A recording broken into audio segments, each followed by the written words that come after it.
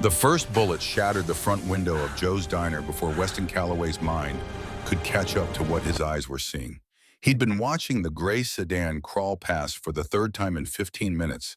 In some primal part of his brain, the part that had kept him alive in neighborhoods where sirens meant you were already too late, had been screaming, "Wrong, wrong, wrong." The barrel emerged from the passenger window like death taking aim. Black metal, cold purpose. And it was swinging toward the corner booth where she sat. The girl, the beautiful, sad girl who'd been coming to Joe's every day for 3 weeks. The one who ate alone, despite looking like she could sit anywhere with anyone. The one whose name Wes didn't even know, but whose presence had become the only bright spot in his carefully invisible life. Get down. The words tore from Wes's throat as his body launched forward. He didn't think. Thinking takes time, and time was measured in heartbeats, and heartbeats meant the difference between life and death. The corner booth was exactly 12 feet away. Wes's worn sneakers, the ones held together with duct tape and hope found purchase, on Joe's grease-slicked linoleum floor. His shoulder dropped. His arms extended. 12 feet became 9, became 6, became 3. The girl looked up. Her gray eyes impossibly large and her pale face found his. Confusion flickered across her features. She didn't understand. How could she? Girls who looked like her, who carried designer backpacks and wore clothes that cost more than West's entire wardrobe, they didn't know what gunfire sounded like outside of movies. 3 feet became 0. West hit her like a freight train. He'd never had the strength to be on any football field. His shoulder caught her in the chest. His arms wrapped around her waist. His momentum carried them both backward, the chair clattering her calculus homework, scattering like autumn leaves. They crashed to the floor in a tangle of limbs and terror, and West twisted mid-fall, every instinct screaming one command: put your body between her and the window. Make yourself the wall. Make yourself the shield. The world exploded into sound and fury. Tat, tat, tat, tat, tat, tat. The window didn't just break, it disintegrated. Glass became 1,000 crystalline daggers, each one catching the afternoon light as they flew. The wood paneling that had been standing since 1987 splintered into shrapnel. Vinyl booth seats erupted in puffs of yellow foam. The smell hit West's nose, acrid and unmistakable gunpowder mixed with fryer grease and the sharp copper tang of fear. Pain blossomed across West's back, first bloom just below his left shoulder blade. The bullet punched through him like a white-hot fist, and for a fraction of a second, West's entire universe condensed to that single point of agony. Then came the second bloom lower near his spine, just above his beltline. This one burned hotter, deeper, and Wes felt something fundamental break inside his body. His lungs couldn't find air. His vision began to tunnel darkness, creeping in from the edges like a vignette closing on a photograph. Beneath him, warm and alive and trembling like a trapped bird, the girl was screaming. But she was screaming, which meant she was breathing, which meant West had done it right. He tried to push himself up, tried to check if she was okay, but his arms had stopped taking orders from his brain. Everything felt distant and wrong, like he was underwater or wrapped in cotton. "Don't move!" The girl's voice cut through the chaos, small but sharp as broken glass. "Oh God, don't move. There's so much blood." Blood. Wes could feel it now, hot and sticky, soaking through his thrift store t-shirt that proclaimed him a member of a 5K run he'd never actually participated in. The shirt had cost $2 at Goodwill. Now it was ruin. Funny what the brain focused on when it was trying not to think about dying. "Am I okay?" West heard himself ask, though he definitely wasn't. The words came out slurred, like he'd been drinking, though he'd never touched alcohol in his life. "Are you okay? You're shot." The girl's hands were on his face now, and even through the encroaching gray fog, West could feel they were shaking. "You're shot. Oh God, you're shot. Why did you don't even know me. Why would you?" Her voice broke. She was crying. West could see tears tracking down her cheeks, cutting clean paths through the dust and debris that had settled on her perfect face like fallen snow. Seemed like the thing to do, West managed. His smile probably looked more like a grimace, but he tried anyway. Somewhere far away, sirens began to wail. Getting closer, but not fast enough. Never fast enough. But something else was closer. Something louder. The roar of motorcycle engines, lots of them, like a swarm of mechanical thunder converging on this shitty diner. in this shitty part of town from every direction at once. The girl heard them too. Something changed in her face and the set of her jaw. The tears stopped like someone had flipped a switch. She fumbled for her phone with blood-slicked hands, her fingers leaving red smears on the screen. She punched a number, held it to her ear. Code red. Her voice had gone cold, controlled nothing like the terrified teenager of seconds before. Joe's Diner, Route 9 and Riverside. They found me. A pause. Wes tried to focus on her face, but the gray edges were eating more of his vision with every heartbeat. I'm okay, but the boy who saved me? Her eyes found Wes again, and now there was something new in them. Something that looked like recognition and fear and determination all mixed together. Dad, he's dying, Dad, please, Dad. The word echoed in Wes' fading consciousness. She'd called someone Dad, and whoever that was, they commanded the kind of respect that made a dozen motorcycles appear in under 3 minutes. The thunder of engines grew louder, so loud Wes could feel it in his bones, in his failing chest, in the blood pooling beneath them both on Joe's checkered linoleum. The last thing he saw was the girl's face hovering above him like a moon, beautiful and terrible and afraid. The last thing he heard was her voice, rough with tears, but steady with promise. I've got you. Stay with me. You can't die. You don't get to die after saving me. But Wes' body had other ideas. The darkness that had been circling finally rushed in like a tide, and Weston Calloway, 16 years old scholarship student, invisible boy, drowned in it. The girl whose name he still didn't know held his hand and refused to let go, even as the world went black. What Wes couldn't know, as consciousness slipped away and his blood formed a growing pool around them, was that the hand holding his belonged to Scarlett Brennan, who called herself Letty. What he couldn't know was that her father was Dalton Havoc Brennan, vice president of the Iron Reapers Motorcycle Club. What he couldn't know was that he'd just saved the one person in the city whose life was worth more than money, more than territory, more than peace. What Wes couldn't know was that he'd just earned a debt paid in iron and loyalty, and the Iron Reapers always paid their debts. 3 weeks earlier, on the first day of October junior year at Riverside High, Weston Calloway had been perfecting the art of being invisible. It was a survival skill, really. When you're the scholarship kid at Riverside High, when your clothes come from Goodwill and your sneakers have more duct tape than original rubber, when your lunch consists of whatever you can afford with the $3 and change you've scrounged from your Nana's couch cushions, you learn to occupy space without taking up space. You learn to eat in bathroom stalls. You learn which hallways to avoid during passing period when Derek Mitchell and his football cronies are prowling for prey. You learn that eye contact with guys like Derek is an invitation for a locker room beating, or a swirly if you're lucky, or both if you're not. So West had become a ghost, a shadow.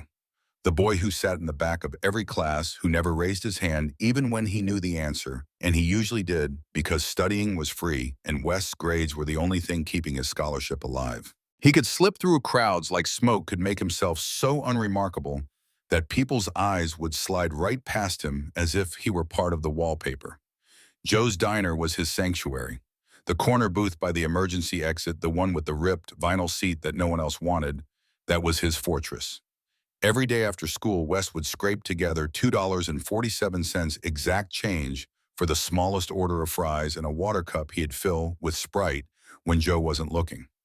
He'd make those fries last an hour, sometimes longer, doing homework by the greasy light of the neon open sign, pretending he had somewhere better to be. He didn't.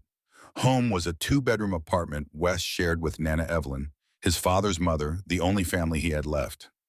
Dad had disappeared when Wes was 3, just walked out one day and never came back. Mom had died when Wes was 7, cancer that ate through their savings before it ate through her. Nana Evelyn had taken him in without question, but she was 70 years old and living on a fixed income that barely covered rent. Home was the place where the heat got shut off every winter until they could scrape together the reconnection fee. Home was where eviction notices accumulated like snowdrifts on the kitchen counter. Home was where Wes lay awake at night listening to his Nana's wet cough, the one that had been getting worse for 2 years, and calculating whether her medication or their rent was more important this month. So yeah, Joe's Diner was better.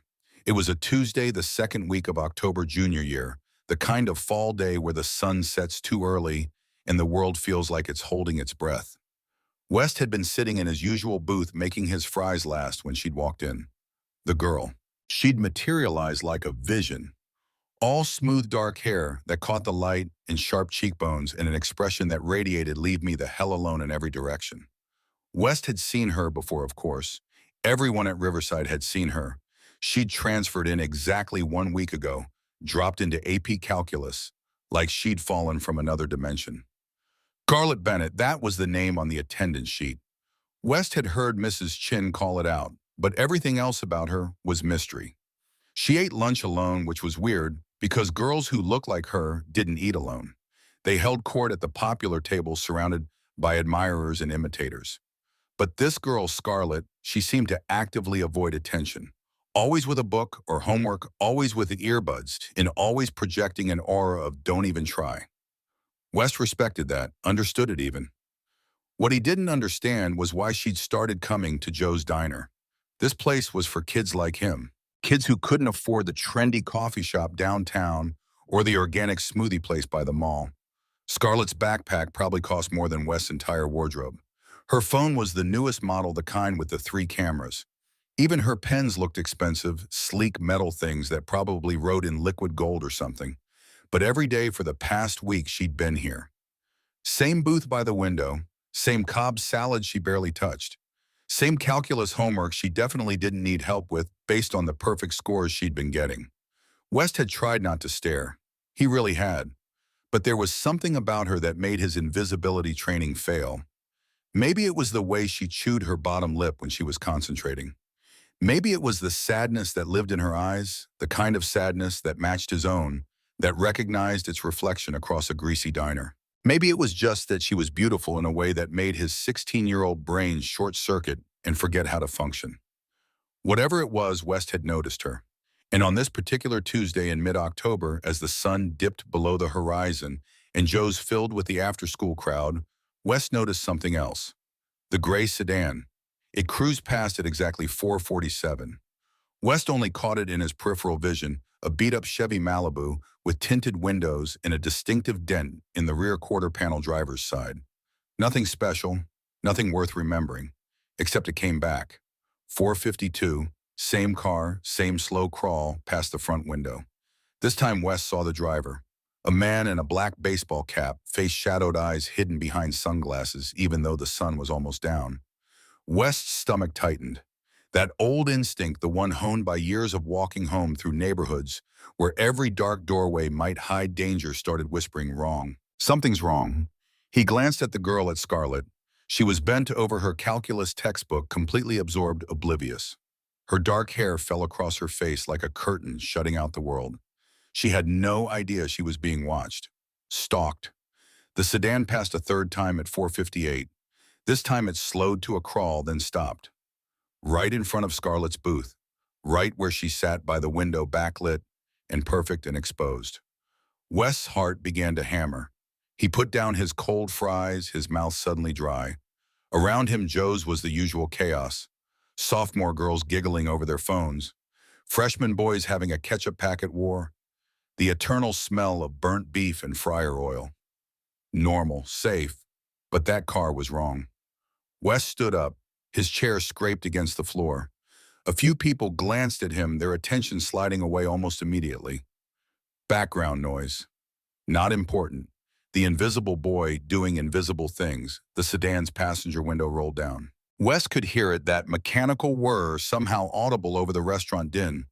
Like his ears had suddenly become supercharged, like the universe was putting everything in slow motion so he could see exactly what was about to happen. A hand emerged from the darkness inside the car. The hand held a gun. Not a pistol, something bigger, something that looked military and wrong, and very, very real. An AR-15 West's brain supplied from some half-remembered news report. Semi-automatic rifle, 30-round magazine. Rate of fire 45 rounds per minute. The barrel swung towards Scarlett's booth like a compass finding north. And West's body moved. The rest was physics and desperation and 12 feet that felt like 12 miles. Now as West floated in darkness that might have been death or might have been unconsciousness, he couldn't know that Scarlett Bennett wasn't her real name. He couldn't know that 3 weeks ago someone had firebombed the Iron Reapers clubhouse in a coordinated attack that left 2 brothers in the hospital and 1 in the ground. He couldn't know that war had been declared between the Iron Reapers and the Scorpions Motorcycle Club, and that in war there are no non-combatants. He couldn't know that Scarlett Bennett was really Letty Brennan, daughter of Dalton Havoc Brennan, and that her father had moved her to Riverside High under a fake name, scrubbed her identity from social media, and assigned two prospects to watch her every move. He couldn't know that those prospects had gotten stuck in traffic on I-35, a fender bender, creating a 15-minute deli that became the difference between protection and catastrophe. He couldn't know any of this because he was 16 years old and invisible and had never even spoken to her. But Letty knew. Letty had always known this day might come. The Iron Reapers arrived like the wrath of God made manifest in chrome and leather. 12 motorcycles, maybe more Harley-Davidsons, mostly their riders clad in cuts, emblazoned with the club logo, a skeleton in a hooded cloak, holding a scythe wings of flame spreading from its shoulders. They formed a perimeter around Joe's diner with military precision, bikes positioned nose-out engines idling in a symphony of controlled thunder. Riders dismounted with weapons already drawn, not pointed at anyone but visible. Ready a clear message, this area is now under our jurisdiction. Two of them breached the shattered entrance immediately. Garrison Tank Wade came through first 6'5" and built like his road name suggested, with a shaved head, covered in Nordic runes and arms thicker than most people's legs. He'd served 2 tours in Iraq as a Marine before the Iron Reapers gave him a home. Behind him came Colt Phantom. Rivers smaller, leaner, but his eyes held the kind of cold calculation that made smart people nervous. "Princess?" Tank's voice rumbled like distant thunder as he dropped to one knee beside Letty, who still cradled Wes's unconscious, bleeding form. "You hit. I'm not the one bleeding out." Letty's voice came out sharp, close to breaking. "Help him. Please." Tank's massive hands went immediately to Wes's neck, finding a pulse. "Strong enough. Kid's a fighter." His eyes tracked the wounds, through and through both of them, upper back. He rolled Wes slightly, and Letty saw the exit wounds, the blood-soaked front of Wes's shirt. Lungs might be compromised. "He's drowning." "Then do something." Letty's control was cracking now, fear leaking through the cracks in her armor. "He saved me. He saved me." Phantom already had a trauma kit from his cut, already packing gauze into the wounds with practiced efficiency. These men weren't EMTs, but in the MC world you learned to treat gunshot wounds, or you didn't survive long. IV line in Tank said, his hands surprisingly gentle for someone so massive. "Phantom, call it in. Tell them we got GSW male juvenile critical." The ambulance arrived 90 seconds later, sirens wailing, but by then West had been stabilized. Barely. The paramedics took one look at the scene, at the ring of bikers, at Letty's blood-soaked hands, and wisely asked no questions. As they loaded West onto a stretcher, Letty tried to follow.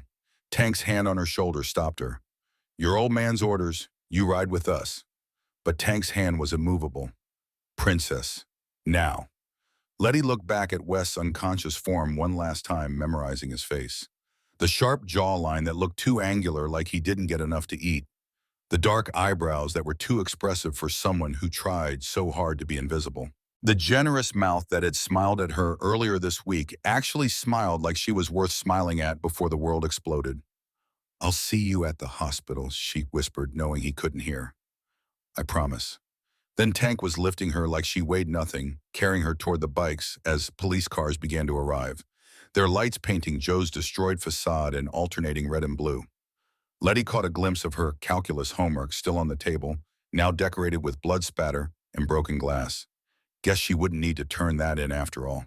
Phantom had already started his bike. Letty climbed on behind him, wrapped her arms around his leather-clad waist, and then they were moving. The entire convoy peeled away from Joe's with a roar that drowned out the police sirens heading east toward Mercy General Hospital.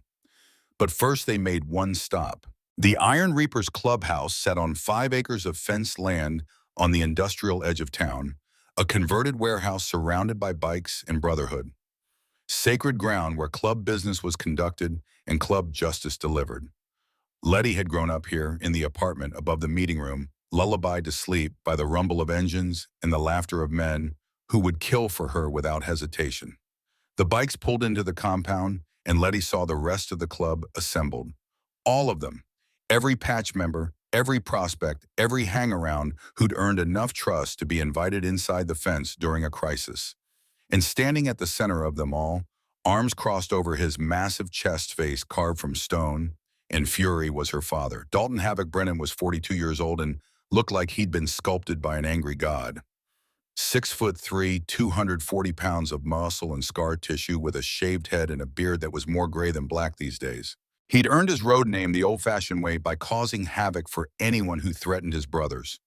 On his left hand, he wore his wedding ring, even though Letty's mother had died bringing her into the world 16 years ago. The ring had never come off. He wore his cut over a black t-shirt, his massive arms covered in ink that told the story of a life lived hard. As Letty dismounted, her father's eyes tracked her with the intensity of a predator identifying prey. He was scanning for injuries, for blood that might be hers, for any sign that his daughter, his world, had been harmed. She knew the moment he confirmed she was safe because his shoulders relaxed a microscopic amount. Then his eyes found the blood on her hands and clothes, and his jaw turned to granite. "Report," he growled. The word wasn't a request. Tank stepped forward. Drive-by shooting, Route 9 and Riverside Joe's Diner. Gray Chevy Malibu, older model, dent rear, quarter driver's side, tinted windows. Full auto spray, 30 rounds minimum. He paused. Princess wasn't hit. Dalton's voice could have etched glass. The boy tank's expression was grim, critical. 2 GSWs to the back, through and through. He covered the princess with his body, took all the hits. Another pause, this one weighted with meaning. Saved her life, havoc. Silence fell over the assembled club members like a shroud. Every one of them understood what that meant, what it had to mean. You didn't save an Iron Reaper's daughter and walk away empty-handed. That wasn't how this world worked. Dalton turned to Letty. His expression softened, but only barely, only enough. "Tell me." So she did. She told him about the gray sedan circling, about Wes's warning shout, about how he'd crossed the distance between them in heartbeats, about how he'd covered her body with his own, how he'd taken bullets meant for her without hesitation or question, about the blood, so much blood, pulsing hot between her fingers as she tried to keep him alive. "He didn't know who I was," Letty finished, her voice cracking. "He just saw someone in danger and he moved. He didn't think, he didn't hesitate, he just moved." Dalton stared at her for a long moment. Then he looked at Knox Preacher Sullivan, the club's president, a lean man in his 50s with silver hair and the kind of quiet authority that made people instinctively obey. "The Scorpions?" Knox asked, though they all knew the answer. "Has to be," Dalton replied. "They leaked her location. This was a hit." His hands clenched into fists. "We can't let that stand." "No," Knox agreed. "We can't." He looked back at Letty, and his expression shifted into something she'd seen before: respect. "Baby girl, I need to know. Do we go to war now, or do we make sure that boy lives first? Help me prioritize." It was the greatest sign of respect Knox could give her, treating her like an equal rather than a child to be protected. Letty didn't hesitate. "The boy first," she said, meeting her father's eyes. "Vengeance second." She held his gaze. "He saved me, Dad. That debt comes before everything else."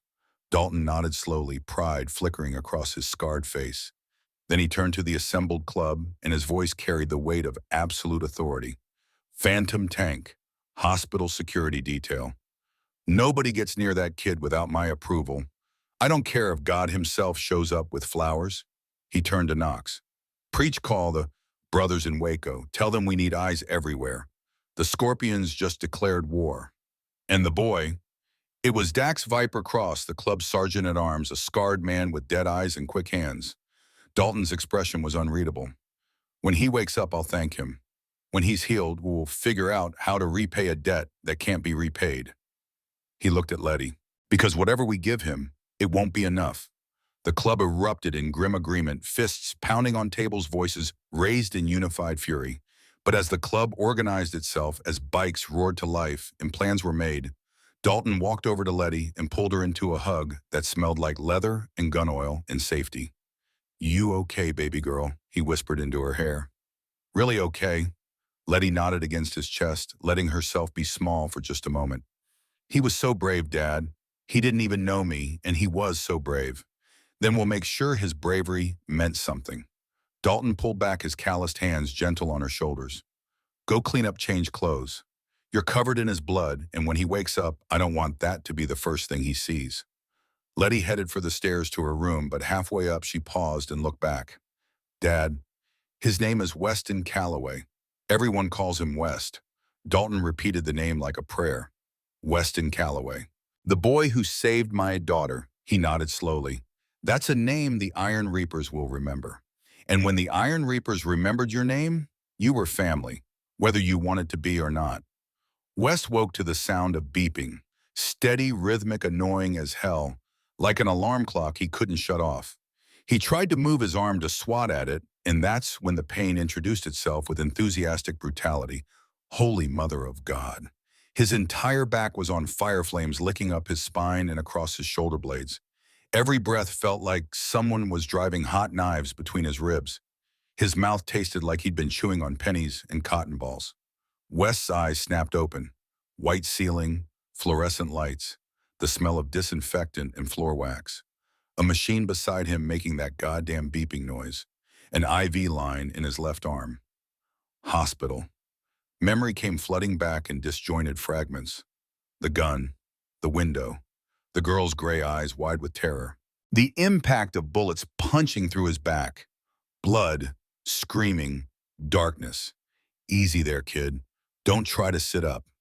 Wes's head whipped toward the voice, and even that small movement sent agony shooting down his spine. Sitting in a chair beside his bed was a man who looked like he'd been carved from a mountain. Massive shoulders, arms covered in ink, a shaved head decorated with Nordic runes. The man wore a leather vest. What West's brain supplied was called a cut with patches and pins.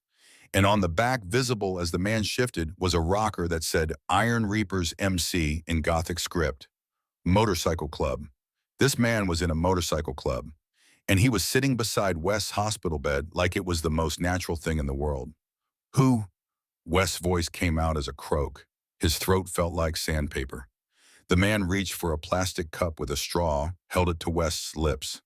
Drink. Small sips. West obeyed, too confused and hurting to argue. The water was the best thing he'd ever tasted, better than anything ever. Better, West nodded. Where's... He had to clear his throat. She's fine. Not a scratch on her.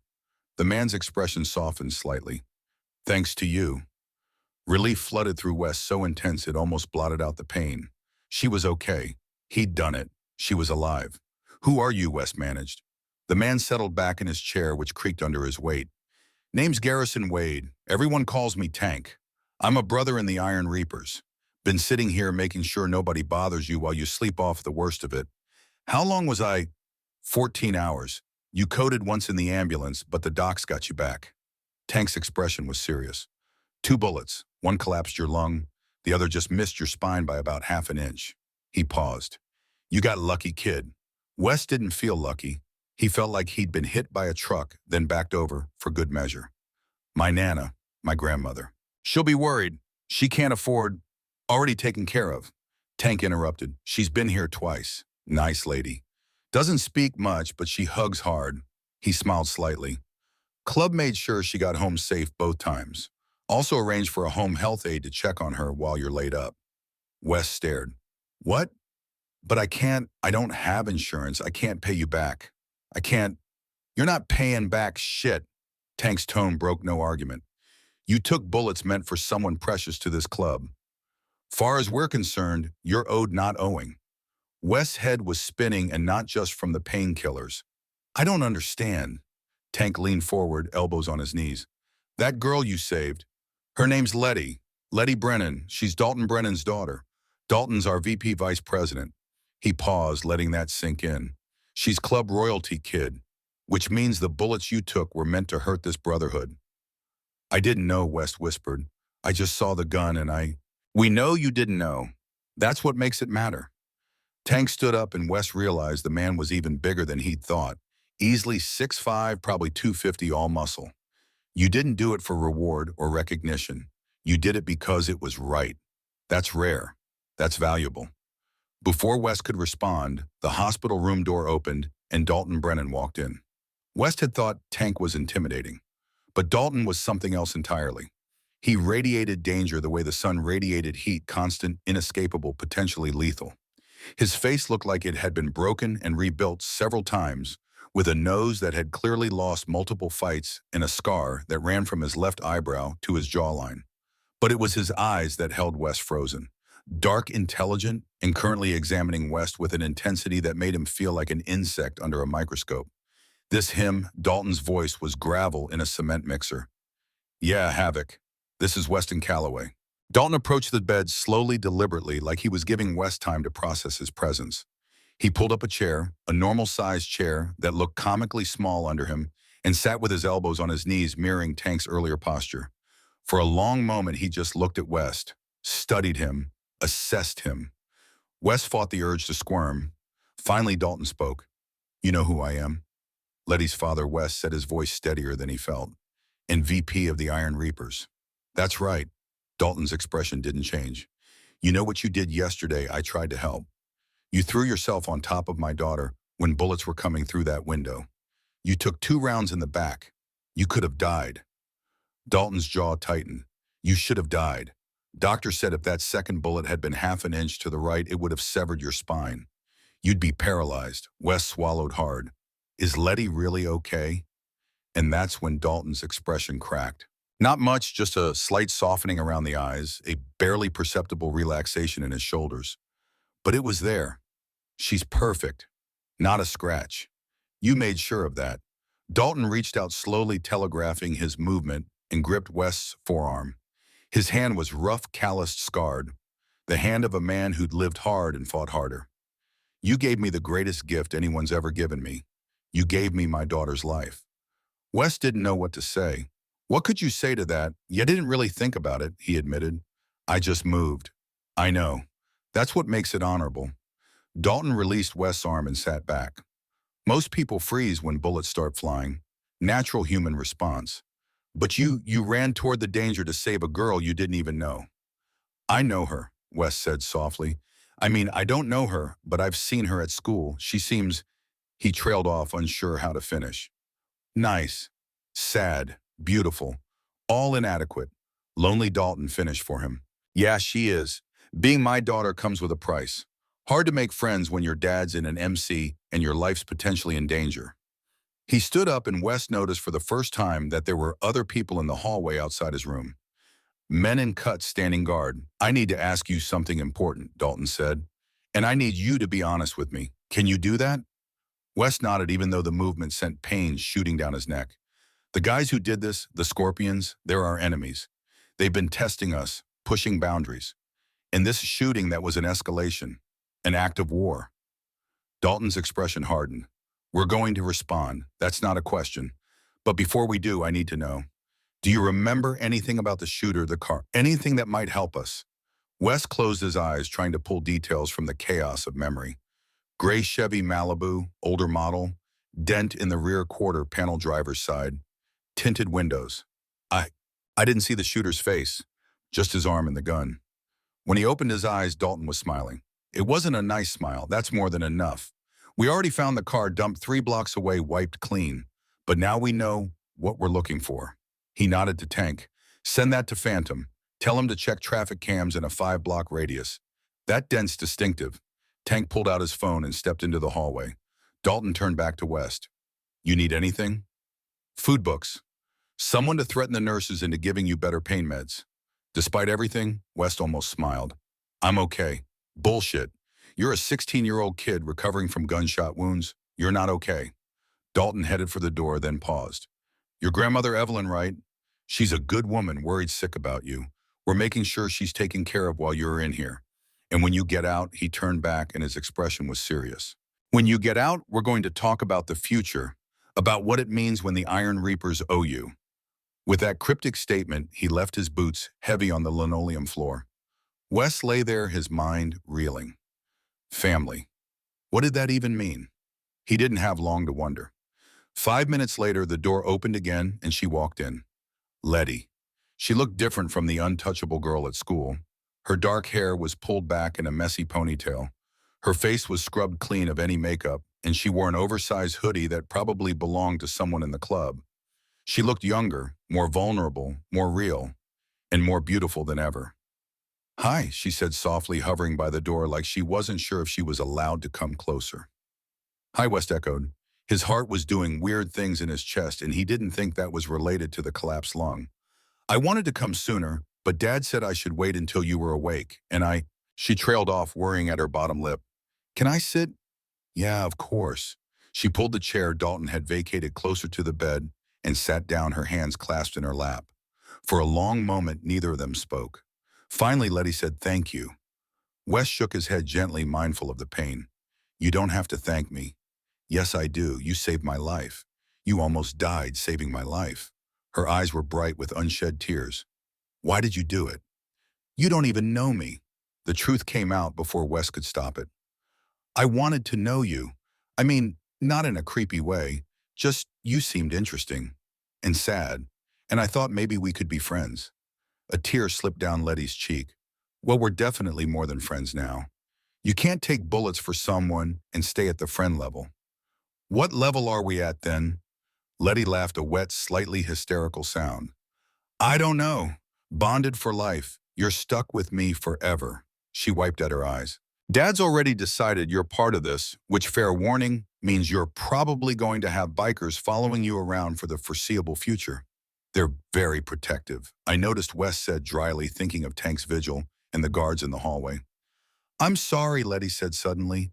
I'm sorry you got hurt because of me. I'm sorry my life is so complicated that people shoot at me. I'm sorry. Stop. Wes reached out with his good arm, the one without the IV, and took her hand. Her skin was soft, warm, alive. You didn't ask for those guys to shoot at you. You didn't put that gun in their hands. This isn't your fault. Letty squeezed his hand hard, like she was trying to anchor herself to something real. You're too nice. You know that, way too nice for this world. Someone's got to be. They sat like that for a while, hand in hand, not speaking. Outside the window, Wes could see the sun setting, painting the sky in shades of orange and red. Another day survived. Another day closer to whatever came next. What happens now, he asked quietly. Letty looked at him with those gray eyes that had haunted his thoughts at Joe's diner.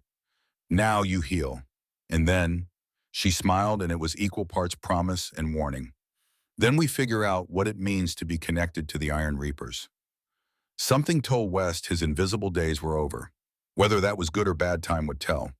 But as Letty's hand held his, as the monitors beeped their steady rhythm, as the October sun painted the hospital room in gold, West thought maybe, just maybe, being visible wasn't so bad after all. Not if it meant being seen by her. 3 days later, day 3, on a Thursday afternoon, something shifted. Tank had brought West contraband candy bars. Phantom had taught him the basics of chess on a battered travel set. Letty had visited every afternoon, doing homework in the chair beside his bed.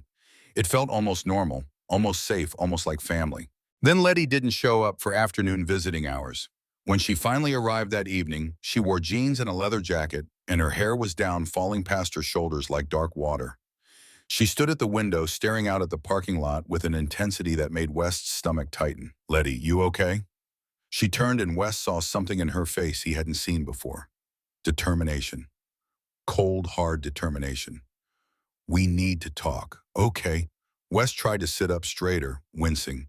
What's wrong? Letty pulled the chair close, so close their knees almost touched. I found something. Something the club didn't find. Her voice dropped. There's a traitor. West's blood went cold. What? I couldn't just sit around waiting, so I started digging. Letty pulled out her phone, showed him a series of screenshots. School records, prospect files, location data. Someone leaked where I was. Someone told the Scorpions I'd be at Joe's diner at that exact time. Who? Letty's eyes hardened.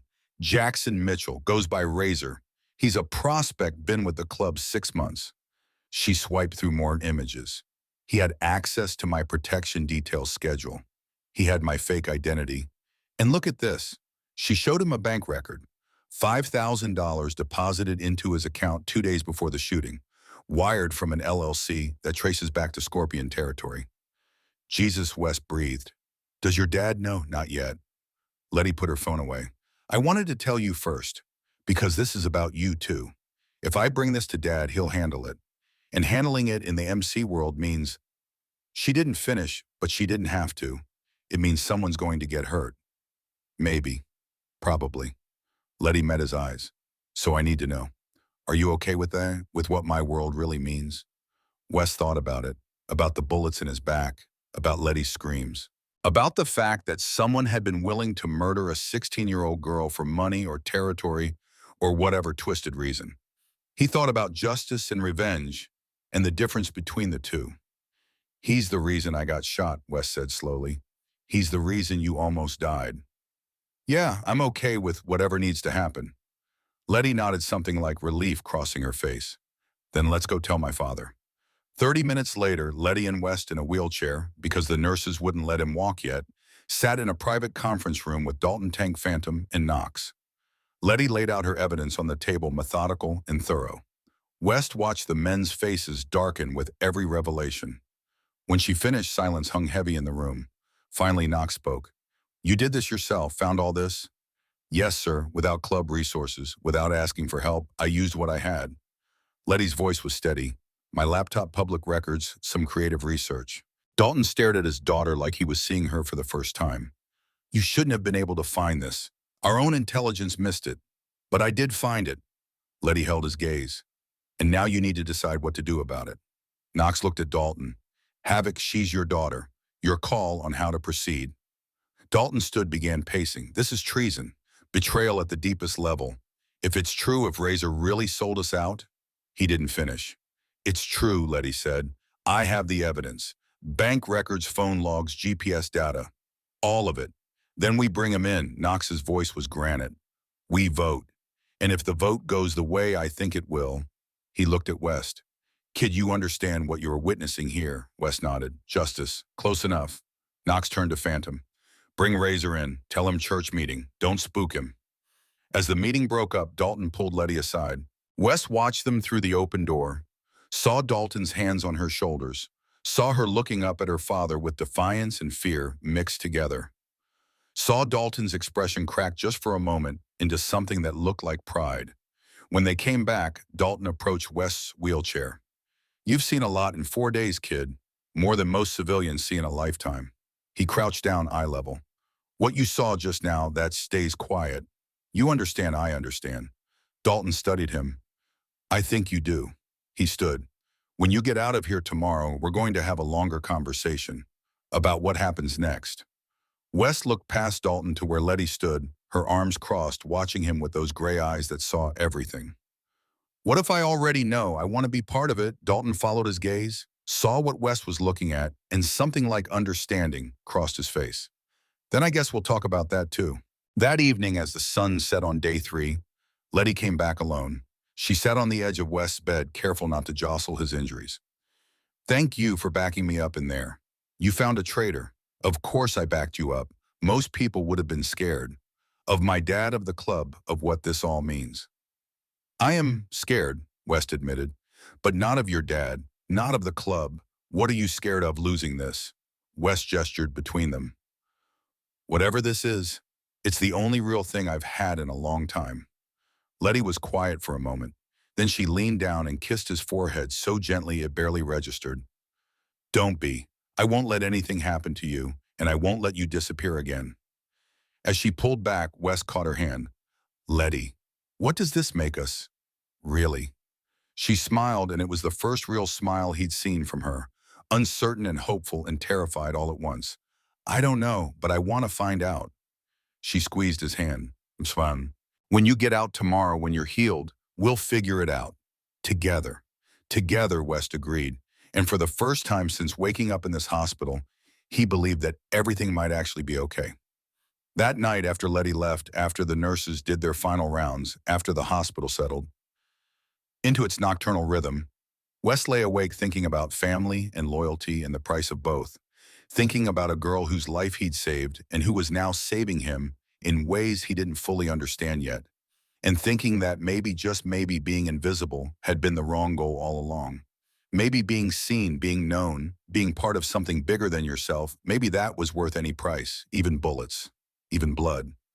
Even stepping into a world where justice came with an edge and family meant forever. Wes closed his eyes and let sleep take him, no longer afraid of what he'd see when he woke. Because when he woke, Letty would be there. And that made everything else bearable. Wes discharged from Mercy General on day 11, a cool October morning. Should have been a quiet affair. Sign some papers, collect some prescriptions, go home and heal. That's how it worked for normal people. But Wes Calloway had stopped being normal the moment he threw himself on those bullets. Tank pulled up to the hospital entrance at 7 in the morning, not in his truck but on his bike, a massive Harley Road King that rumbled like controlled thunder. Behind him came Phantom on a street glide, and behind Phantom came three more Iron Reapers, their cuts gleaming in the morning sun. An escort, a statement, a message to anyone watching: this boy is ours now. West emerged in a wheelchair pushed by a nurse who looked both terrified and thrilled by the wall of chrome and leather waiting at the curb. He wore new clothes Letty had brought him days earlier, jeans that actually fit a gray Henley that didn't have bullet holes, and over it all a simple black jacket that wasn't leather, but close enough. Tank dismounted, approached the wheelchair. "How you feeling, kid? Like I got shot twice." "But better." Tank's laugh was a sound like rolling boulders. "That's the spirit." He looked at the nurse. "We got him from here, ma'am. Thank you for taking care of him." The nurse blushed, actually blushed, and hurried back inside. Tank helped Wes stand, supporting him with one massive arm. Phantom brought over a helmet. "You ever ride before?" Phantom asked. "Does a bicycle count?" "Not even a little." Phantom grinned. "Don't worry, Tank drives like a grandmother. You'll be fine." Wes climbed on behind Tank, every movement sending dull aches through his healing back. Tank started the engine, and Wes felt the vibration through his entire body. Felt it in his bones. Felt it wake something primal and hungry in his chest. Then they were moving, pulling away from the hospital, with the other bikes falling into formation around them. And that's when Wes saw her. Letty stood at the hospital entrance, leaning against a pillar, wearing her leather jacket and dark jeans and a small, knowing smile. She raised one hand in a wave as they passed, and Wes' heart did something complicated that had nothing to do with his injuries. They didn't go to Wes' apartment. Instead, the convoy headed to Riverside High, arriving just as the morning bell rang. Students poured out of buses and cars, the usual chaos of a Wednesday morning, and then they all stopped. Froze. Stared. 6 motorcycles idling at the curb. 6 men in Iron Reapers cuts. And Wes Calloway, the invisible scholarship kid, climbing off Tank's bike like he'd been riding his whole life. The whispers started immediately rippling through the crowd like wind through wheat. "Is that Calloway? He got shot. He saved that new girl. Holy shit, are those Iron Reapers? Is he in a gang now?" Wes felt every eye on him, felt the weight of sudden visibility, like a physical thing pressing down. This was the opposite of everything he'd spent 2 years perfecting. This was spectacle. This was exposure. Tank's hand on his shoulder steadied him. "You good from here?" Wes looked at the school entrance, saw Derek Mitchell and his football cronies clustered near the doors, saw their faces go pale as they recognized the cuts, the bikes. The message: "Yeah, I'm good. Anything happens, you call." Phantom tapped the phone they'd given Wes days earlier. "We're 10 minutes away." As the bikes roared away, Wes stood alone in the parking lot, acutely aware of every stare, every whisper. He pulled his backpack higher on his good shoulder and started walking toward the entrance. The crowd parted like water around a stone, giving him space, giving him respect or fear, or some combination of both. He was almost to the doors when he heard her voice. "West." He turned. Letty stood at the edge of the parking lot, backpack slung over one shoulder, looking like she belonged in a magazine spread rather than a public high school. She'd been waiting for him. "Plan this. Ready?" she asked, walking over to stand beside him. "For what?" "For everything to be different." She took his hand, her fingers threading through his like it was the most natural thing in the world. "Come on. Let's show them we're not hiding." They walked into Riverside High together, hand in hand, and the whispers became a roar. By lunch, West had been approached 17 times. People he'd gone to school with for 2 years suddenly remembered his name. Girls who'd never looked at him twice smiled and asked if he was okay. Guys who'd laughed when Derek shoved him into lockers now wanted to know what it was like to get shot, to be protected by an MC, to be with Letty Brennan, because everyone knew now who she really was. West hated every second of it. Letty found him in the library during third period, hiding in the stacks where he used to eat lunch. She slid down to sit beside him on the floor, close enough that their shoulders touched. "It's too much, isn't it?" she said quietly. Wes nodded. "I just want to disappear again." "Can't. You're visible now." She bumped her shoulder against his. "But visible doesn't have to mean alone. You've got me. You've got the club. We'll help you navigate this. What if I don't want to navigate? What if I just want everything to go back to normal? Letty was quiet for a moment. Then she said, normal is what you make it. And normal for us, it's this. She gestured at the library at the school beyond. It's people knowing it's being protected. It's having people who would do anything for you. Her voice dropped. Is that really so bad? Wes looked at her, at this girl who'd had her whole life defined by her father's world, who'd never known privacy or anonymity or the luxury of being ordinary. No, it's not bad, it's just different. Different we can work with. Letty stood, offered him her hand. Come on, let's go to lunch. Let's show them we're not hiding. The cafeteria fell silent when they walked in together. Wes felt the weight of 100 stares, felt his old instincts screaming, run, hide, disappear. But Letty's hand was steady in his, and she led him to a table near the window. Not the center one that had always belonged to Derek Mitchell in the football elite, but close enough to make a statement. They sat down and Letty pulled out her lunch like nothing unusual was happening. Wes tried to do the same, but his hands were shaking slightly. Then he felt Letty's hand on his knee, under the table, squeezing once reassuring. They're watching because they don't understand, she murmured. Give it a week. We'll be boring old news. But before the week was up, Derek Mitchell appeared at their table on day 12. He stood there, fidgeting, not meeting anyone's eyes, looking smaller than West had ever seen him. Can I talk to you? Derek's voice was barely above a whisper. Privately, West glanced at Letty, who nodded. They moved to an empty hallway away from curious ears. Derek shoved his hands in his pockets, stared at the floor. Look. Derek started, then stopped. Tried again. My dad told me what happened. What you did, saving her. He jerked his chin toward where Letty sat, visible through the cafeteria windows. That's really brave. Okay, Wes said, wary. And he also told me Derek swallowed hard about who her father is, and that he had a conversation with my dad about me, about how I've been treating you. West waited, watching Derek struggle with words he'd probably rehearsed a dozen times. I'm sorry. Derek finally looked up, and there was genuine fear in his eyes. I'm sorry for being a dick for 2 years, for the locker stuff and taking your lunch money and all of it. I'm sorry. It wasn't a great apology. The fear was too obvious, the motivation too transparent. But it was something. Why, West asked. Because you're scared of Letty's death, or because you actually mean it? Derek's jaw worked. Both. I'm scared as hell. My dad was terrified, and he doesn't scare easy. But also, he made me think about what I've been doing, made me realize I've been a bully for no reason, except that I could be. He ran a hand through his hair. That's not cool. That's not who I want to be. Wes studied him, this boy who'd made his life hell, who was now standing here looking like he might throw up from anxiety. Okay, Derek blinked. Okay, I accept your apology. Wes kept his voice even. But here's the deal. You leave me alone, I leave you alone. You see someone else getting bullied, you stop it instead of joining in. We don't have to be friends. We just have to not be enemies. Relief flooded Derek's face. Yeah, yes, absolutely, deal.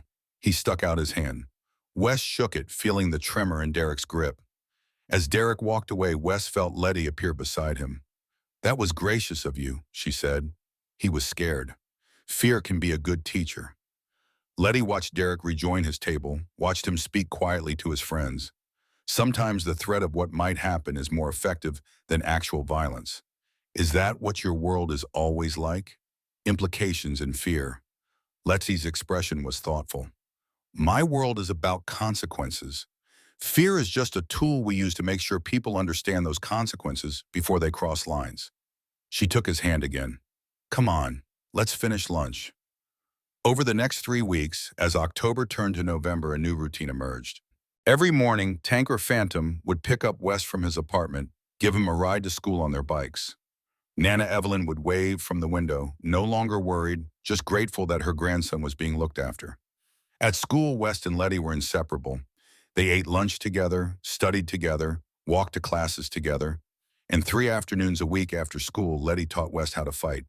They used the old warehouse at the edge of the Iron Reaper's compound, a space that had been converted into a makeshift gym. Heavy bags hung from the ceiling beams. Mats covered the concrete floor. Tank usually supervised, offering corrections and encouragement in equal measure. Your stance is too narrow, Letty said on day 25, a Wednesday afternoon in early November. circling West like a predator. You're off balance. Push you and you'll fall. West adjusted his feet, trying to remember everything she'd taught him. Better, better. Now when I come at you, what do? Redirect. Don't meet force with force. Show me. Letty moved faster than West expected, her hand shooting toward his chest. West's body reacted, stepping offline, using her momentum to guide her past him. Letty stumbled, caught herself, spun back with a grin. Good. Again. They drilled for an hour until West's healing back ached and his t-shirt was soaked with sweat. Letty barely looked winded. She moved like someone who'd been training her whole life, every motion efficient and controlled. As they cooled down, sitting on the mats with water bottles, West asked the question that had been building. Why are you doing this, teaching me?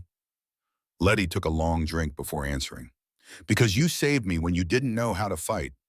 I want to make sure that if you ever need to save yourself, you can. I'm never going to be like you, or Tank, or any of the guys in the club. You don't need to be like us. You need to be you, but capable. She looked at him, her gray eyes serious. The world we're in now, West, it's not always going to be safe. People know you're connected to the Iron Reapers. That makes you both protected and a target. I need to know you can handle yourself. What if I can't? What if I'm not built for this? Letty's hand found his squeezed. You threw yourself on bullets. You're built for more than you think. By late November, day 55, West could hold his own in a basic sparring match. He'd never win against Letty or any of the club members, but he could defend himself, could create space, could survive. The training had changed something in him too. He moved with more confidence, held himself straighter, met people's eyes instead of avoiding them. The invisible boy was gone. In his place was someone new, someone who mattered, but their fragile new peace was about to shatter. It was the Wednesday before Thanksgiving, day 55, when Wes got a text from Letty during fourth period. Come to the clubhouse after school. Emergency. Dad needs you there. Wes' stomach tightened. He texted Tank, who picked him up at 2:30, face grim. Letty was already at the clubhouse when they arrived, along with every patch member who could make it on short notice. The energy was different. Charged. Dangerous. Knox stood at the center of the main room, his face carved from stone. Brothers, we've got a situation. He gestured to a wall where surveillance photos were pinned. Images of men, buildings, vehicles. The Scorpions have been rebuilding. New clubhouse in Waco, new membership. And our intel suggests they're planning a counterstrike. Multiple targets. Simultaneous hits. The room erupted in angry mutters. Knox held up a hand for silence.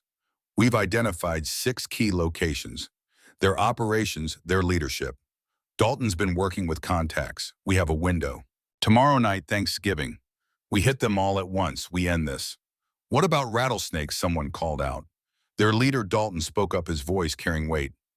Rattlesnake will be at their clubhouse in Waco. We handle him last. And we handle him permanently. The room's energy shifted, became charged with anticipation and violence barely contained. Wes felt Letty's hand find his, felt her tension. Then Letty stepped forward and the room went quiet. I want to be part of this, she said, her voice clear and unwavering. Absolutely not. Dalton's response was immediate. I'm not asking permission. Letty's eyes flashed. They shot at me. This is my fight. The room held its breath. No one spoke to the VP like that. Dalton's jaw worked, his hands clenching. Letty, baby girl, he said, voice strained. This is dangerous. You could get killed. I've been in danger my whole life. Letty didn't waver. You've trained me since I was 8. I can handle myself. You're 16. So is West. And he took bullets without any training. Letty gestured at him. If he faced danger for me, I can face it for this family. That's different. Why? Because he's a boy. Her voice rose. I've found the traitor you missed. I've proven I'm capable. Either include me or I call Grandmother Patricia and tell her you're still putting me in danger. The silence that followed was absolute. Wes saw pain flash across Dalton's face, saw him realize his daughter had just played the only card that could hurt him. Knox stepped forward, diffusing the tension. Havoc, Letty's got a point. Maybe it's time we stop protecting her from the life and start including her in it, under controlled circumstances. Dalton stared at his daughter. When he spoke, his voice was rough. You ride in my truck. You stay with me. You observe, you don't engage. Agreed. And West goes too. Dalton's eyes found West. He witnesses what this family does. West nodded, not trusting his voice. The next night, Thanksgiving Day, West sat in the passenger seat of Dalton's F-350, watching the city lights blur past. Letty was in the back checking a small pistol Dalton had given her, just in case. The convoy of Iron Reapers moved through the night like a mechanized pack of wolves. 20 bikes, 4 trucks, all heading to different destinations. West's phone buzzed with updates. Team Alpha in position, Team Bravo ready, Team Charlie eyes on target. Dalton's voice was steady as he drove. West, what you're about to see stays between us. You understand? Yes, sir. We're not murderers, we're protectors. But protection sometimes requires force. His eyes flicked to the rearview mirror, found Letty. And I need you to watch over her if something goes wrong. West looked back at Letty, who met his eyes with steel in hers. Yeah, I can do that. Good. After tonight, your family. All the way. No going back. The first target was a rundown house on the east side, one of the Scorpions' operations. Dalton parked 2 blocks away, and they watched on a tablet as Team Alpha moved in. No battering ram, just tank and 3 brothers walking up, knocking, being let in. 2 minutes later, 5 Scorpions were zip-tied on the lawn, and Team Alpha was loading duffel bags into their truck. Clean. Efficient. No shots fired. 1 down, Dalton murmured. 5 to go. They drove to each location, watching as the Iron Reapers systematically dismantled the Scorpions' operation. Each hit was the same overwhelming force, complete control, minimal violence. The Scorpions were outmatched at every turn. West watched Letty's face. She didn't flinch, didn't look away. She watched with analytical eyes, learning. This was her world, and she was claiming it. By 11:35, locations were secured. Only one remained, the Scorpions' clubhouse in Waco. The warehouse sat isolated by the Brazos River. Dalton parked on a rise overlooking it, and they watched as the Iron Reapers surrounded the building. Bikes and perimeter men in position, exits covered. Stay in the truck, Dalton ordered. Both of you. No matter what. Dad, Letty started. No matter what. You wanted to witness. This is witnessing. He climbed out, joined Knox and the others. They approached the entrance, not sneaking, just walking in like they owned the place. Because tonight they did. West and Letty watched as the Iron Reapers disappeared inside. 5 minutes, then gunfire, a single shot, then silence. 10 minutes later, the brothers emerged. Rattlesnake Vance was with them, hands zip-tied, blood streaming from his right hand. They forced him to his knees. Knox stood over him, and even from this distance, West could see the cold fury. Dalton approached, holding a phone. Make the call. Rattlesnake shook his head. Knox nodded to Phantom, who raised his pistol and shot Rattlesnake's left hand. The scream carried. Letty flinched. West grabbed her hand, held tight. Make the call, Dalton repeated. They watched as Rattlesnake confessed everything into a phone connected to the DEA. Every crime, every name, every location. When he finished, they left him there for law enforcement to find. The Iron Reapers disappeared into the night, leaving only a broken man who would spend decades in prison, branded forever as a snitch. The drive back was silent. West didn't know what to say. What he'd witnessed wasn't justice in any legal sense, but it was justice by the rules of this world. At the clubhouse, as brothers celebrated, Dalton pulled West and Letty into his office. What you saw tonight, he began, that's what this family does. We protect our own. We deliver justice when the law can't. Is it right? Is it wrong? He shrugged. That's not for me to judge. But it's necessary. I understand, Letty said. West nodded. Do you? Dalton's eyes were haunted. Because there's a kata. Every time we do something like this, we lose pieces of ourselves. He looked at Letty. Baby girl, I never wanted this for you. But it's my reality. Letty's voice was steady. I'd rather face it than hide from it. Dalton was quiet. Then he pulled out a leather vest from his desk, smaller than a full cut, and handed it to Letty. You're not a member, but your family. This makes it official. Letty took the vest, tears in her eyes. On the back, friend of the club. West Dalton turned to him. You witnessed, you stayed. That means something. He pulled out a second vest. Your family, too. West took it, feeling its weight. Thank you. Don't thank me yet. Being family means you're in this for life. means you share our burdens and our enemies. Dalton's expression was serious. You sure that's what you want? Wes looked at Letty. Yeah, I'm sure. Then welcome. Dalton pulled them both into a hug that smelled like leather and gunpowder and something like home. 2 weeks passed. The nightmare started on day 62. West would wake gasping, seeing Rattlesnake's hands, hearing screams. Nana Evelyn would find him in the kitchen at 3 a.m., shaking. Letty had nightmares too. I see your blood, she whispered one afternoon. Every night, I feel it on my hands. It wasn't your fault. Wasn't it? If I hadn't existed, you'd be safe. I was never happy being invisible. West took her hand, and I'm whole because of you. But the distance was growing. Letty pulled away when he tried to kiss her, found excuses to leave early, stopped answering texts quickly. Wes felt her slipping. On day 68, early December, Letty came to his apartment. We need to talk. They sat on his couch and Letty couldn't meet his eyes. I can't do this anymore. I can't be with you. Why? Because you almost died for me. Because you're having nightmares because of me. She finally looked at him, tears streaming. I'm poison. Everyone I love gets hurt. That's my choice. It's not fair to you. You deserve normal. What if I don't want normal? What if I want you? You don't know what you want. You're 16 and traumatized. That's bullshit. Wes stood, grabbed her shoulders. Letty, I fell for you before the shooting. I fell for you when you were just the sad girl at Joe's. Letty's tears fell harder. That doesn't matter. You need to walk away. No, Wes, please. No. He pulled her close. You don't get to decide for me. You don't get to push me away to protect me. I make my own choices, and I choose you, even if it destroys you even then. They stood like that, Letty crying, West holding her. When she pulled back, something had shifted. You're impossible. So are you. That's why we work. She kissed him, salt in tears and desperation. When they broke apart, her smile was watery, but real. I don't deserve you. Too bad. You're stuck with me. That weekend, day 71, Letty discovered something that would shake the club. She'd been restless wandering the clubhouse at 2 a.m. when she overheard two prospects behind the garage. Blade said next week, after the Christmas run. That's when we move. Knox won't suspect. Knox suspects everyone. But he won't suspect his own blood. Letty's heart stopped. Blade. Knox's son. A prospect. She recorded the rest on her phone, hands shaking. They were talking about framing Dalton for theft, starting a civil war, creating chaos. And Blade Sullivan, Knox's own son, was the architect. The shooting hadn't just been about the Scorpions. It had been about creating opportunity for Blade to seize power. Letty went straight to West, waking him at 3 a.m. We need to go to my dad. Now, at Dalton's house, they played him the recording, watched his face go from sleepy to alert to murderously angry.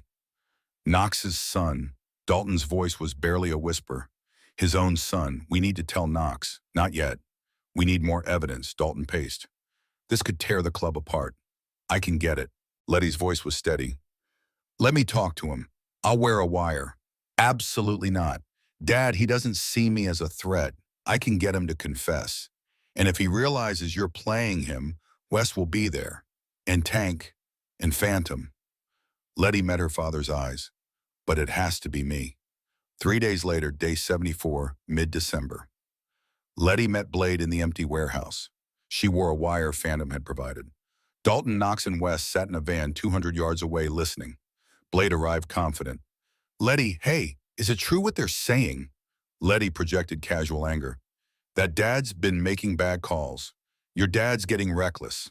Blade warmed to his subject. The club needs younger leadership. Someone like you. Blade studied her. Can I trust you? My dad almost got me killed. You can trust I want things to change. Blade started talking, told her everything. Framing Dalton, the leak to Scorpions using Razor. His ego made him blind. When he finished, Letty nodded. That's solid. Blade grinned. When I need you to testify against your dad, I'll be there. As soon as Blade left, tanks surrounded the warehouse. They brought him to the clubhouse. The emergency church meeting that night was the most painful thing West had witnessed. Knox played the recording, watched his brothers' faces turn from confusion to fury to heartbreak. When it ended, Knox stood. That's my son, my blood, and he committed treason. Blade was brought in zip-tied defiant. Knox approached slowly. Why? Because you're weak. Blade's voice was venomous. You and Havoc are stuck in the past. Knox backhanded him, then stepped back composed. Brothers. The vote. Guilty, guilty. 30 voices in unison. Punishment out bad. Dalton's voice. Stripped, beaten, exiled. Name spreads to every club. He's done. Knox looked at his son one last time. You're not my son anymore. They dragged Blade outside. West heard the beating. 15 minutes later, it was done. Blade was driven to the county line and dumped. Inside, Knox sat with his face in his hands. Dalton approached, hand on Knox's shoulder. Preach, I failed him. Knox's voice was broken. I was a better president than a father. You did what had to be done. Letty approached. Knox, I'm sorry. Knox pulled her into a hug. Don't apologize. You saved this club. He held her at arm's length. You're more family than he ever was. As the club dispersed, Wes found Letty outside staring at nothing. You okay? No, I destroyed a family. You saved your family. Wes sat beside her. Blade made his choices. Doesn't feel like victory. It's not supposed to. He took her hand. But it was necessary, and we carry it together. Letty leaned against him. Together. She was quiet. West, after everything you've seen, are you sure you still want this? I've never been more sure. Even though my world is violence and betrayal, because it's also loyalty and family and love. He kissed her head. You're worth all of it. They sat as November became December, as Thanksgiving gave way to winter. The Iron Reapers slowly healed from internal wounds. West knew this was just beginning, that more challenges would come. But sitting with Letty, her hand in his, surrounded by family and loyalty, Wes felt something he'd never felt before. He felt like he belonged, like he mattered, like he was exactly where he was supposed to be. The snow came early to Texas that year, dusting the Iron Reapers compound in white on the first day of December, day 60. Wes stood in the warehouse-turned-gym, watching Letty move through her forms with liquid grace. 2 weeks had passed since Blade Sullivan's exile, 2 weeks since the club had torn itself apart and stitched itself back together stronger. 2 weeks and everything had changed again. Letty wasn't hiding anymore. She'd returned to Riverside High under her real name, Letty Brennan, not Scarlett Bennett. Let everyone know exactly who she was, whose daughter she was, what family protected her. The whispers had been deafening at first, but Letty walked through them like she walked through everything else, now head high, spine straight, daring anyone to say something to her face. No one did. She taught self-defense classes at the clubhouse twice a week now, training other MC families, teaching women and prospects alike. Tank supervised, but everyone knew Letty was the real instructor. She moved like water, struck like lightning, and explained techniques with clarity. West attended every class both as student and as her anchor. He was better now, could hold his own in a sparring match, could protect himself if needed. But he'd never be what Letty was. She'd been forged in this world. He'd just been tempered by it. Looking good, West called as Letty finished a complicated combination. She turned sweat gleaming and grinned. You're just saying that because you're my boyfriend. I'm saying it because it's true. He tossed her a water bottle. Also because I'm your boyfriend. She caught it one-handed, drank deeply. What time is Tank picking you up? 7. We're helping him rebuild that shovelhead. West had been spending more time at the clubhouse learning motorcycle maintenance, earning respect through work and loyalty. He wasn't a prospect, wasn't patched, but he was family. Letty checked her phone. I've got another hour here, then I need to get home. Dad's making dinner. She rolled her eyes. Well, ordering pizza and pretending he made it. Classic Dalton. West approached, pulled her close despite the sweat. You okay? Really, Letty leaned into him, and for a moment she was just 16, just a girl, not a warrior princess. Some days I don't know who I am anymore. Am I Letty Brennan, honor student? Or the girl who wears wires to trap traitors? You're both. That's what makes you strong. She laughed, but there was an edge. Is that what I am strong? To anyone who threatens your family, yeah. Wes kissed her forehead. To me, you're just Letty, the girl who helps me with calculus. I do not help you. You're better at math than me. Okay, but you let me think I'm helping you, which is sweeter. Letty pulled back, studied his face. How are you so steady? After everything, how are you still you because you need me to be? Wes's voice was serious. Everyone else in your life is hard and ready for war. I'm the soft place you can land. That's my job. That's a hell of a job. Someone's got to do it. By mid-December, day 77 junior year was half over. The holidays approached, and with them came the Iron Reapers' annual winter gathering, a tradition going back decades. West had been invited, of course. He went to everything now. But this year's gathering would be different. This year, Knox had something planned. On a Saturday evening, the clubhouse compound was transformed. Lights strung between buildings, tables set up with food, a bonfire roaring in the central yard. Families arrived, brothers in their cuts, old ladies in leather, children running wild. It felt like a normal holiday party, except for the weapons most people carried. Wes stood with Letty near the food tables, watching Tank flip burgers. Nana Evelyn was there too, talking with the club's women like she'd known them for years. She'd been adopted almost as completely as West had. Knox called for attention, his voice cutting through the chatter. Brothers' family, gather round. Everyone moved toward the center, forming a loose circle. Knox stood at the middle, Dalton beside him. And in front of them stood Letty and West. We're here to honor tradition, Knox began. To celebrate family, and to recognize those who've earned their place. He gestured to them. Weston Calloway, Letty Brennan, step forward. They walked into the center, hands linked. West's heart hammered. Letty had told him something was happening, but seeing it unfold was different. 2 months ago, Knox said 2 kids walked into our lives through violence and chaos. One threw himself on bullets. The other survived those bullets and exposed a traitor we all missed. Since then, they have trained with us, worked with us, proven themselves. He pulled out 2 leather vests, different from the ones Dalton had given them. These were official, embroidered with care. West, you took bullets for Havoc's daughter. You witnessed our justice. You've earned our respect.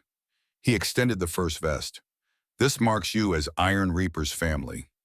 West took it, hands shaking. On the front, his name, Weston Calloway. On the back, in larger letters, Iron Reaper's family. Knox turned to Letty. And you've done something remarkable. You found our traitor. You saved this club from civil war. You've proven yourself more capable than most prospects. He handed her an identical vest. But more than that, Knox's voice dropped. You've forced us to ask hard questions about who we are and who we can become. The crowd was silent, everyone watching. Which brings me to an announcement. Knox looked at Dalton, who nodded. One that's going to change this club forever. Dalton stepped forward, conflict written across his face. Baby girl, when you were born, I made your mother a promise. I'd keep you safe, keep you out of this life. He paused, voice rough. I've failed. You're in this life whether I wanted it or not. So the question is, do I keep trying to protect you from it or give you tools to navigate it? Where is this going? Letty's voice was steady despite tears forming. Dalton looked at Knox, who nodded. We're offering you a choice. After college, if you still want this life, you can prospect for a full patch. The crowd erupted. Cheers, angry shouts, stunned silence. Wes felt Letty's hand tighten until it hurt. She'd be the first woman to ever prospect, Knox said, cutting through chaos. The first female member in our history. It won't be easy. You'll face resistance. You'll have to prove yourself twice as hard. But if you earn it, you'll wear the patch. Letty's voice was barely a whisper. You're serious. As a heart attack. Dalton met her eyes. The vote was close. 18-14. But it passed. He gripped her shoulders. This is your choice, not mine. Not the club's, yours. Wes watched emotions play across Letty's face. Shock, joy, fear, determination. She pulled her hand from his and stepped forward, addressing the gathering. Thank you for this honor. Her voice grew stronger. I know what I'm asking for. I know the traditions I'm breaking, but I promise I'll earn every inch of that patch. I'll prove women can be assets. I'll show you that evolution doesn't mean abandoning who we are.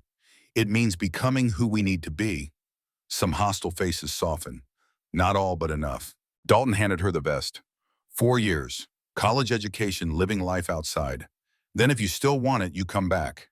You prospect for 1 year. You earn your patch like every brother here. He paused. No special treatment. No shortcuts because you're my daughter. Letty took the vest, slipped it on. It fit perfectly. I understand. Knox turned to West. And you, Calloway, were making the same offer. After college, you can prospect. The silence was absolute. West looked at the vest in his hands, felt its weight, looked at Letty standing in her matching vest, eyes bright with tears and determination, looked at Tank and Phantom and Viper, all his family. Then he gave the answer he'd been forming for weeks. Thank you for the offer, for calling me family, but I'm not going to prospect. Disappointment flickered across faces, confusion on others. Letty's expression was unreadable. West continued, I'm going to Texas A&M for engineering. I'm going to build a career, build a life. But I'll always be family. I'll always be here when you need me, just not as a patched member. He looked at Letty. She's going to be an Iron Reaper. She needs someone outside the life, someone to remind her there's a world beyond the compound. That's my role.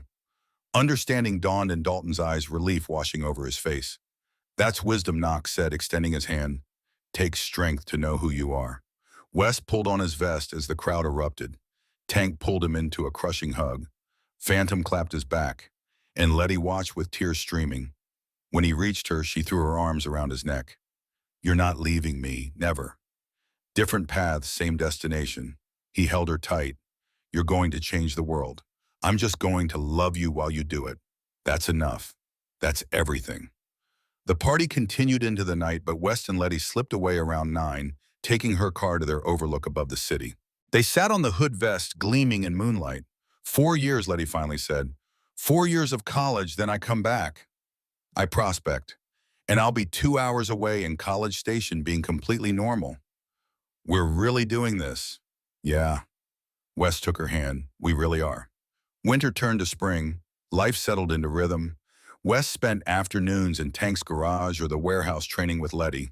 His back had healed completely, scars, just 2 circles of tissue, except when it rained.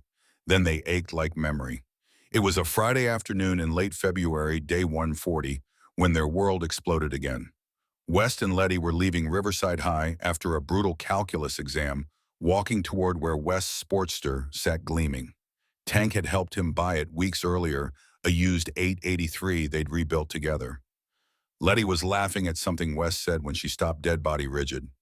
West, gray sedan, 3 o'clock. West's eyes snapped to it. A beat-up Nissan Altima tinted windows circling the lot slowly. Too slowly. Wrong.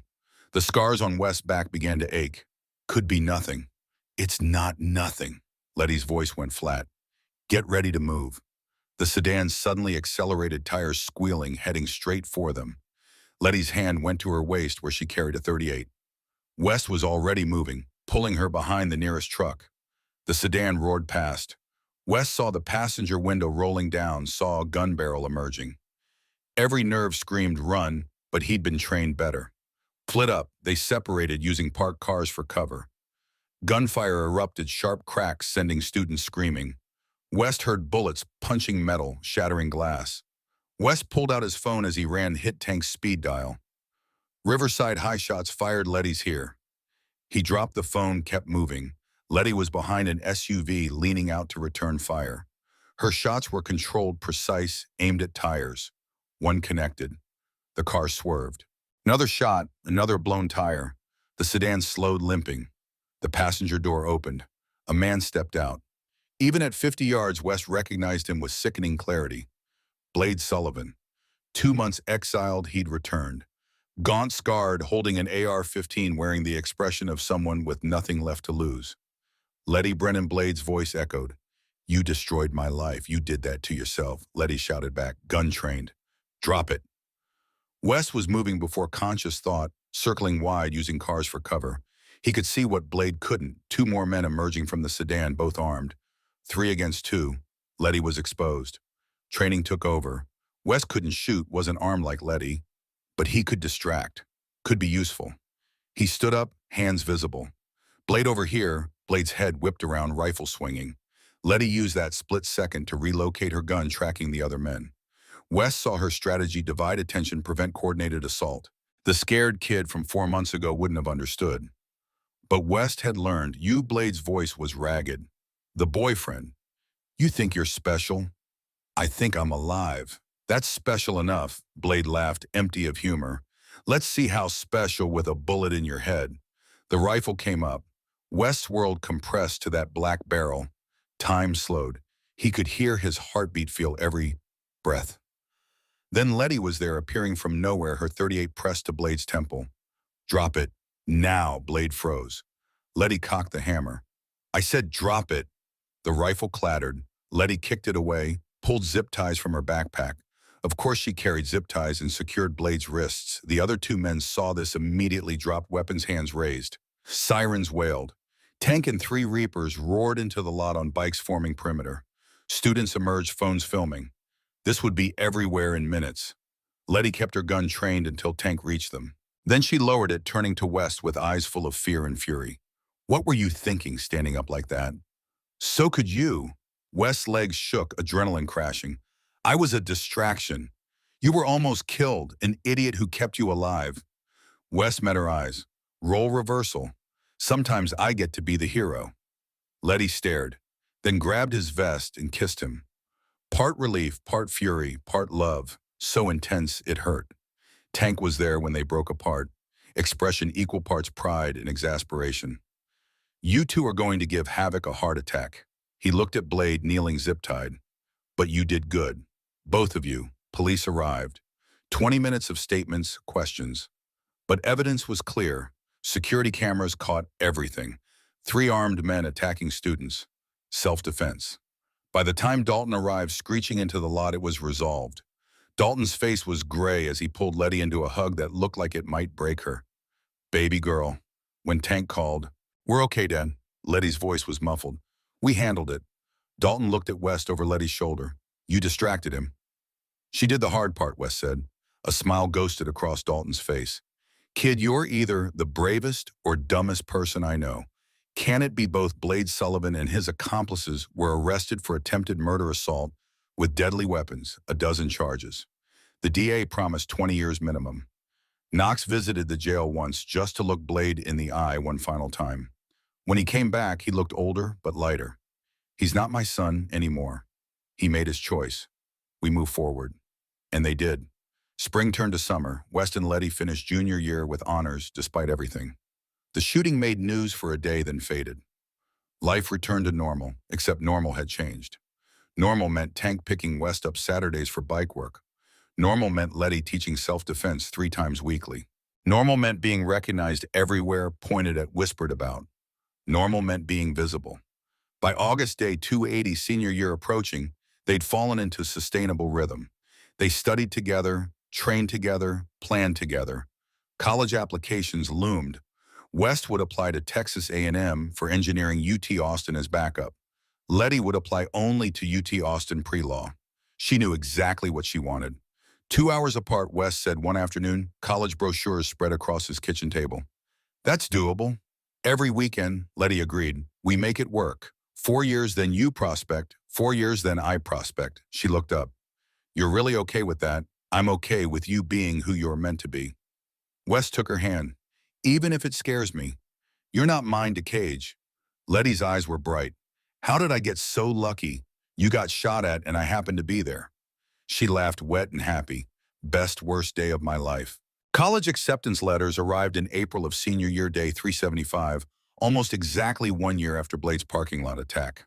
West opened his first hand shaking. Texas A&M, accepted, full scholarship for engineering. He called Letty immediately. "I got in."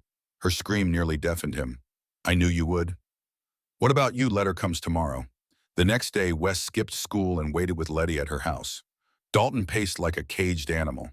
When the mail truck arrived and all 3 ran outside, Letty tore open the envelope, hands shaking, read the first line, read it again, then screamed, jumped, threw herself into Dalton's arms. "I got in pre-law, partial scholarship, everything." Dalton held his daughter, face buried in her hair, tears on his cheeks. "I'm so proud, baby girl." That evening, the clubhouse threw an impromptu celebration. Every brother showed up. Tank provided beer, root beer for West and Letty. Phantom made ribs. Viper actually smiled. Knox called for attention around 9. Brothers' official business. The crowd quieted, forming the familiar circle. Knox stood center with Dalton. 1 year ago, Knox began 2 kids walked into our lives through violence. In the year since they've become family, they've earned their vests, and now they've earned their futures. The crowd cheered. Knox held up his hand. Which brings us to a decision this club made months ago, a decision that's caused debate, but a decision we stand by. Dalton stepped forward. Letty, West, when you graduate college in 4 years, you'll be 22, adults, educated, ready for adult choices. He paused. At that time, if you still want it, the offer stands. You can prospect. Letty's breath caught. It's still real. The vote stands. Knox confirmed. 18 to 14. You prospect, you earn your patch like everyone here. He looked at West. Both of you if you want. West shook his head. My answer hasn't changed. I'll be family, not a patch member. Knox nodded, unsurprised. Then let's make this official. He pulled out leather cases, opened them, revealing challenge coins, president's coins. Only 20 exist. You carry these, any Reaper, anywhere will help you. He handed one to Letty, one to West. On one side, the Iron Reaper's logo. On the other, their names and the date of the first shooting. 1 year ago, Knox said you bled for this family. Today, we recognize you're one of us, forever. The gathering erupted in cheers, fists pounding, tables approval, shaking the building. West pocketed his coin, understanding what it meant. Letty did the same, tears streaming. Around midnight, as the party wound down, Dalton pulled them aside into his office. His face was serious.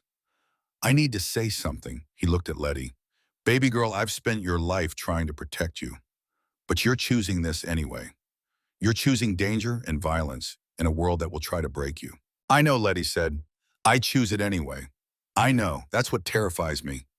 Dalton turned to West. And you're choosing to stand beside her without being part of it.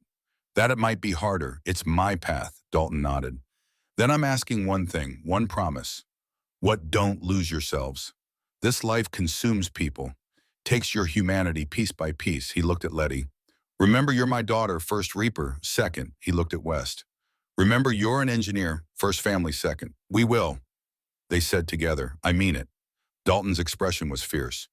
You start losing yourself, you come to me. You need out, you tell me, no judgment. Just safety. He pulled them into a hug. Because I'd rather lose you to normal lives than to graves. They stood bound by bullets and blood and choices made in heartbeats. Then Dalton released them, cleared his throat. Now get out of here. Go be young while you can. West and Letty left hand in hand, walking to West's Sportster in the warm May night. They didn't speak. Everything had been said. West drove them to their overlook above the city, the place they'd come to dozens of times. They sat on his bike seat, the city sprawling below like stars. 1 year since Blade's attack, Letty said. Almost 18 months since the first shooting. Best worst day of my life, West echoed. She smiled. You already used that line. Still true, he took her hand. 1 year ago I was invisible. Now I'm family. Visible. Home. 1 year ago I was trapped. Letty squeezed his hand. Now I'm free. Fighting, choosing. Think we can do it. 4 years of college, long distance, different paths. We survived bullets twice. We can survive anything. Before they left, West pulled Letty close and spoke words building for months. After college, after you earn your patch, I'm going to ask you to marry me. Letty pulled back, eyes wide. You can't tell me 4 years in advance. Just did. West grinned. Gives you time to prepare your answer. What if I say no, you won't? Confident. She pretended to consider. What if I say yes right now, then I'd have to wait 4 years to put a ring on your finger, and that seems backwards. West kissed her forehead. So we do it right. You earn your patch. I get my degree. We build careers. Then we build our life. Letty was quiet. Then ask me anyway. When the time comes, even if you think you know the answer, ask me properly. I will. On one knee with a ring, the whole thing.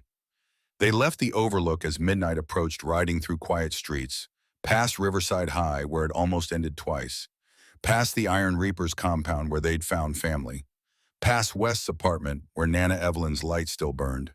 Finally, they stopped at Joe's Diner. Same place where it all started.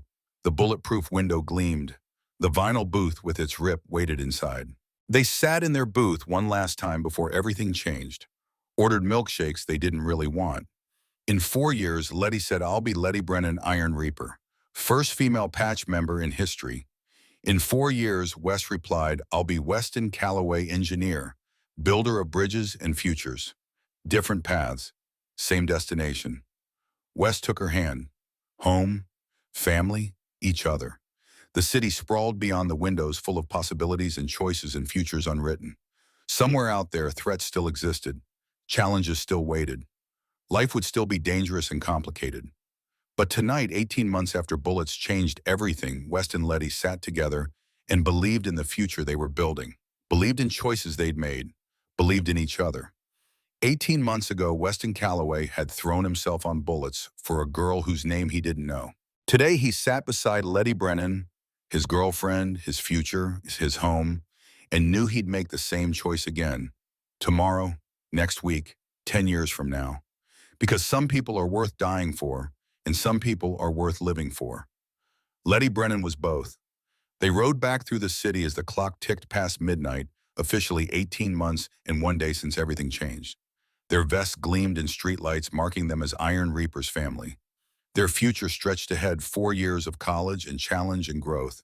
But tonight they were just two 17-year-olds who'd survived the unsurvivable, who'd found family in chaos, who'd chosen visibility over safety, who'd built something real from bullets and blood and borrowed time. The story was far from over. 4 years stretched ahead, full of challenges they couldn't imagine. Then Letty's prospect year. Then the fight to earn her patch. Then marriage careers, life straddling normal and the MC code. But that was tomorrow's story. Tonight's story ended here, two kids on a motorcycle riding through their city, heading home to families they'd chosen and futures they'd earned. 18 months after the shooting. 18 months after everything changed. And 4 years until everything changed again. The road ahead was long, but they'd ride it together. Always together. That was enough. That was everything. That was home.